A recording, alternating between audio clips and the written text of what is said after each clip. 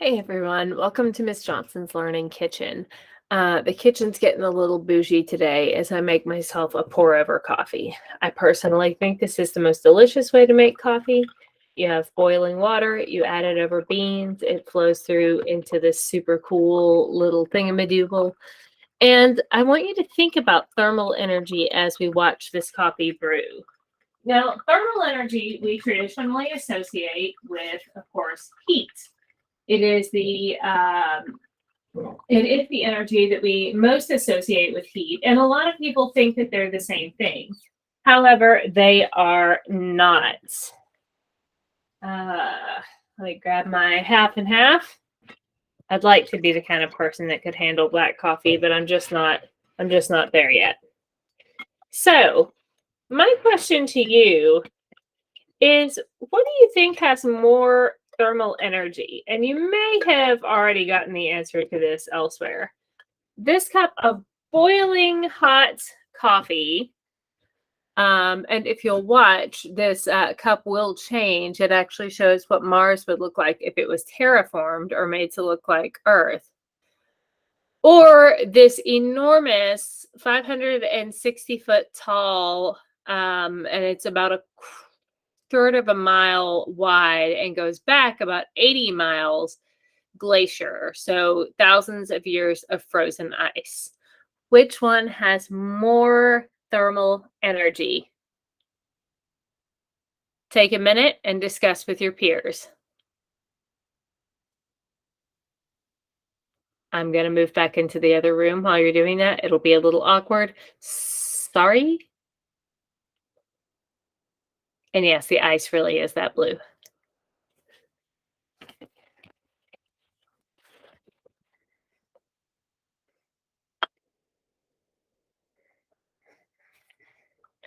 Just had a thermal energy transfer to my finger. Ouch.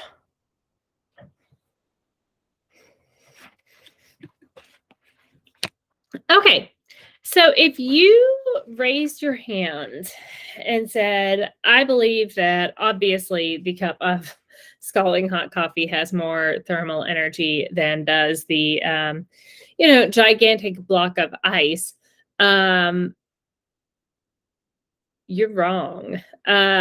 So thermal energy, which we will get into more momentarily, measures the molecular motion of all particles in a substance at a given time.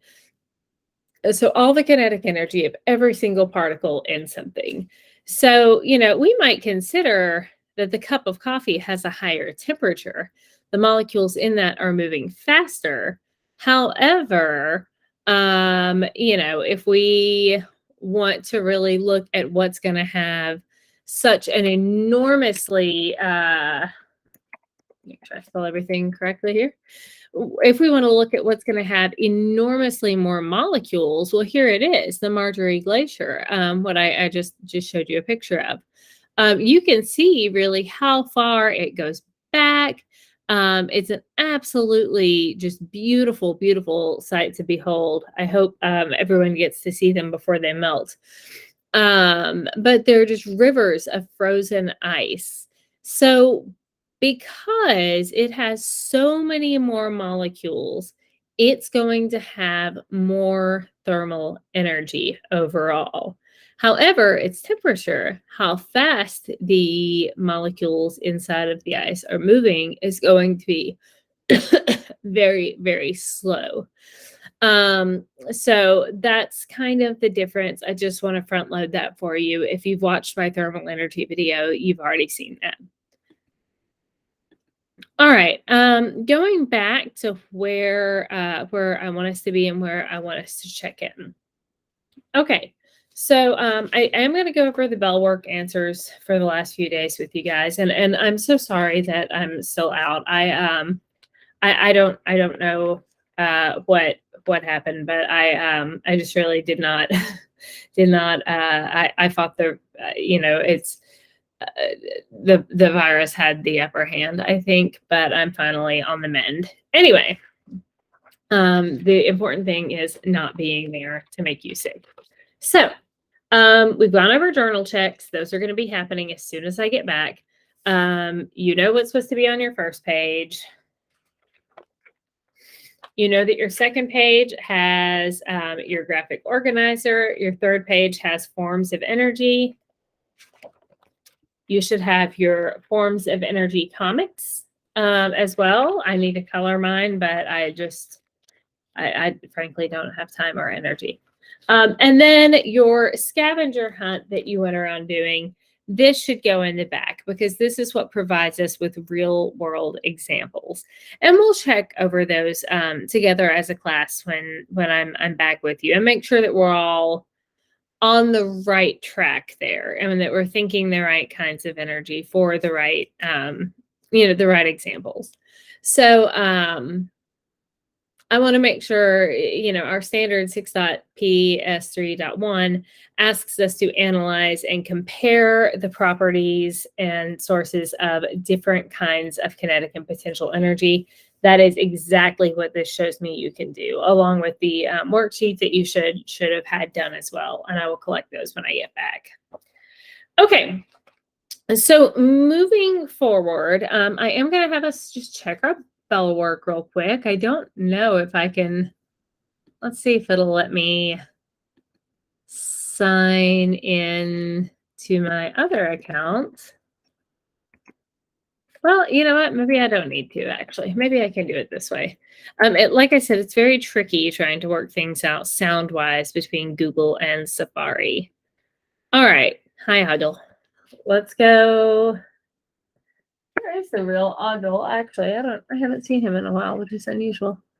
Let's go to Classroom and take a look at our recently completed Bellworks. Okay. So wheeling on back to when I think I first became sick.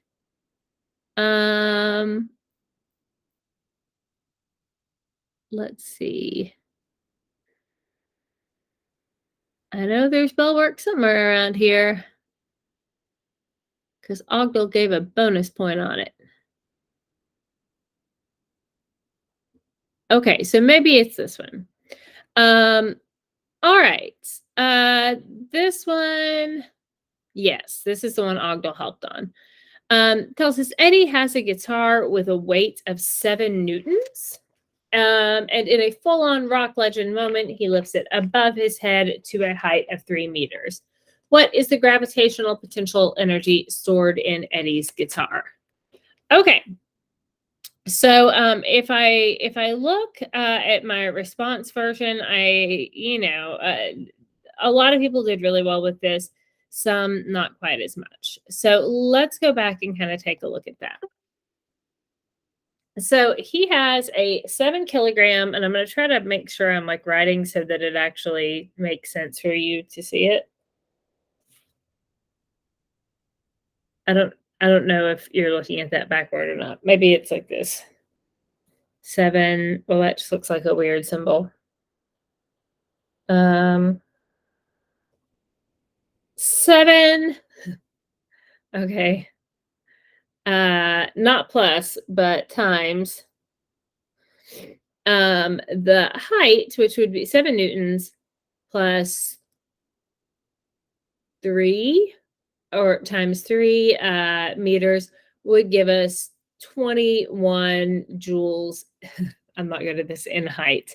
So ultimately the answer there should have been 21. Maybe I'll just talk us through these examples. This is not a good switching over. Okay, so let's step back over to our Bellwork. Okay, he deserved so much. A Tyrannosaurus has a mass of 600 kilograms, and she's chasing a dirty, no-good, rotten dino thief at a speed of 10 meters per second. The thief is running at a speed of 6 meters per second and has a mass of 100 kilograms. Who has more kinetic energy, the T-Rex or the thief, and how much do they each have respectively? So this is one where you have to solve for both and then make a decision. All right. So first up, it tells us the mass of our Tyrannosaurus. So we have 1/2 times 600, and I am writing this down, even though I don't know if you'll see it backward or not. Um, and she is running at a speed of 10 meters per second. So I know I'm going to have 1/2 in front of the 600, and my 10 meters per second is going to be squared. So to solve that, all I need to do is go through and solve 1/2 times 600, 1/2 times 600, which would give me 300. It's the same as dividing it by 2, times 10 meters squared. So that would be times 100. So 300 times 100 should give me what?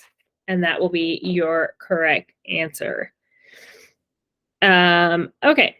So I'm pretty sure that just gives us 30,000. That seems right to me. Let's see if I had that there. Yes. Okay. And then if we're looking over at the thief, the thief is running at 6 meters per second and has a mass of 100 kilograms. So looking at that, I would go through and take 50 kilograms, multiply it by 3 squared, which would be 50 times 9, I believe. And something tells me I did not put in the correct answer for that. So that might be one where everybody gets credit, as long as I got the T-Rex part right. I think I mistyped here. Anyway, the thief should have a different thing going altogether. It should be 50 times 9, which would be 450 joules, and I will have to make that correction. The ability to do work or cause change is energy. A jumper is on a trampoline. The stretch trampoline has elastic energy, which turns into kinetic energy, and then either transfers or transforms, choose the correct one, to the jumper, and the kinetic energy transfers or transforms into gravitational potential energy as the jumper gains height. Okay, so it tells us first that it turns into kinetic energy. And that means that once we have kinetic energy, it's going to transfer to the jumper. So it's going to be something that starts with transfer to the jumper. And then the kinetic energy transforms into gravitational potential energy as the person goes up and gains height. Choose the 3 major types of potential energy. That would be elastic, gravitational, and chemical. And the bonus is the Great Smoky Mountains National Park. It is the one that is the most visited. If you choose, there is a cute video about the Great Smoky Mountains National Park. If you've not had a chance to visit, it's definitely worth a go. All right. Oh, there's Ogdal again. He's supporting his friends. So checking over this Bellwork, what is the kinetic energy of a horse weighing 400 kilograms running at 5 meters per second? Okay. So I just need to cut that 400 in half. Say 1/2 times 400 is 200. And then multiply 200 times 50. No, I'm sorry. Times 25. So 200 times 5 squared is going to give me 5,000 joules. All right. So again, that's 200 times 25, and it will give us 5,000 joules. Okay. Yes, I'm still here. Sorry. Like I said, it's tricky when you're switching browsers. All right, the mechanical energy of a jumping cat is 56 joules. It has a kinetic energy value of 34. What is its potential energy? This is written so you have to kind of reverse engineer it. You have the total mechanical energy. So you could put 56, subtract the kinetic energy from it, taking away 34, and you would wind up with 22 joules of energy, of potential energy for the cat.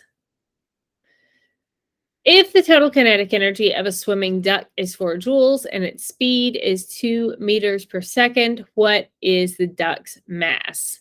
Okay, so this seems like a complicated one. But if we know that the speed is going to be squared and we have 2 squared and that's equal to 4, there's only one thing that we can multiply by 4 that will keep it 4, and that is 1 kilogram. What is gravitational potential energy of a 4 kilogram painting hanging 2 meters up a wall? That would be just weight times height, and we would get 8 joules. Ogdel's best piece of advice is always be supportive of your friends. All right. And then today's Bellwork, I'm going to hold off on for now, I think, because I want to make sure everybody has it done before I go through and give the answers. Okay. So your instructions should be up for what you're doing today, and it's going to be studying the law of conservation of energy. And this is a little bit tricky, so I will be putting in a second video where I address that specifically. This one was more to kind of help people who, feel like they're not getting Bellwork or not caught up on it. I want to make sure that you have that opportunity to kind of check in. So I will do another one talking about the law of conservation of energy. I'll probably do a couple and make them fairly short. And you guys should be good to go. I hope everyone is well. And I miss you guys, and I am excited to see you. Sorry. Take care. Please, please, please, please, please wash your hands.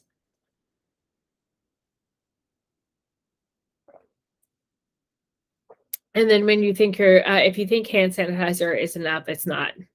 It kills 99.9% of whatever's there, and then leaves that like remnant superbug to feed on the corpses of all the other things it's done. So your best strategy is hand sanitizer, let it dry. That's imperative. Wash your hands for 20 seconds, which is actually quite a long time. Follow the hand washing method that is put out by the World Health Organization. I'll put a link to that. And please take care of yourselves. All right. Love you all. Bye.